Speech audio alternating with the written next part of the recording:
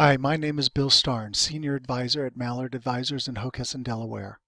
Today I'm going to address what I think is the real retirement risk, and it's rarely considered by retirees.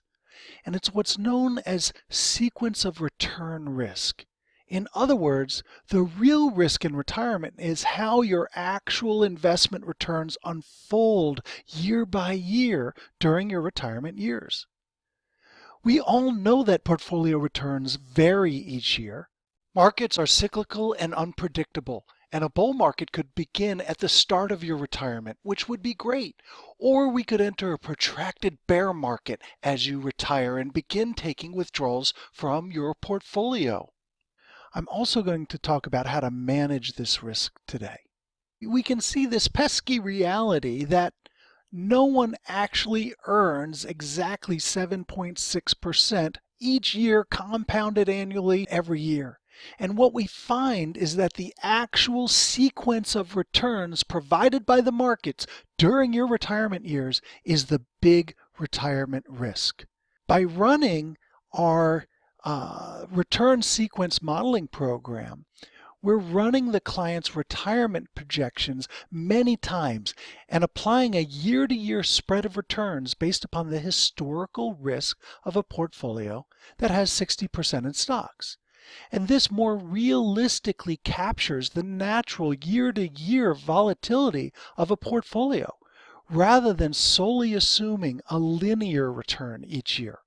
And after running this type of simulation hundreds of times, a success rate can be calculated regarding the likelihood of your portfolio lasting as long as you do. When starting retirement, we learned that the risks of poor investment returns out of the gate can be devastating. It's like letting too much water out from behind a dam.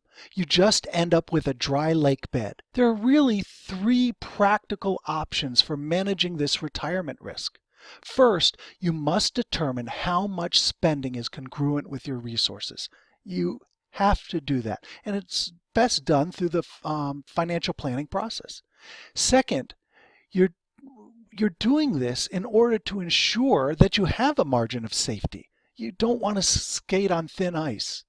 Third, you must monitor your projections on an ongoing basis and be open and willing to make the necessary adjustments in order to stay on track.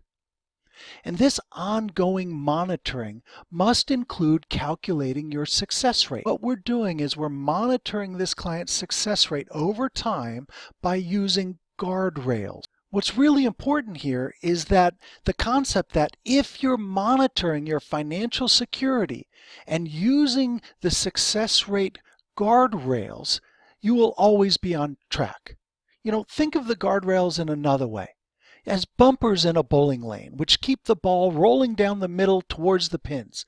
Now, you may not knock down all the pins, but you also won't end up in the gutter. And if you think about it, this is not only the best method for managing sequence of return risk, but it's the best method of managing all of the risks a retiree faces as he moves through his retirement years. In other words, if your retirement projections include every detail from tax calculations to Social Security, future moves, pensions, even future healthcare needs. And if all of this is monitored and you're willing to make adjustments, then you will ensure that you're always on track, avoiding not only the sequence of return risk, but avoiding most of the other risks as well. So I hope you found this session valuable, and I really appreciate you listening. Thanks and have a great day.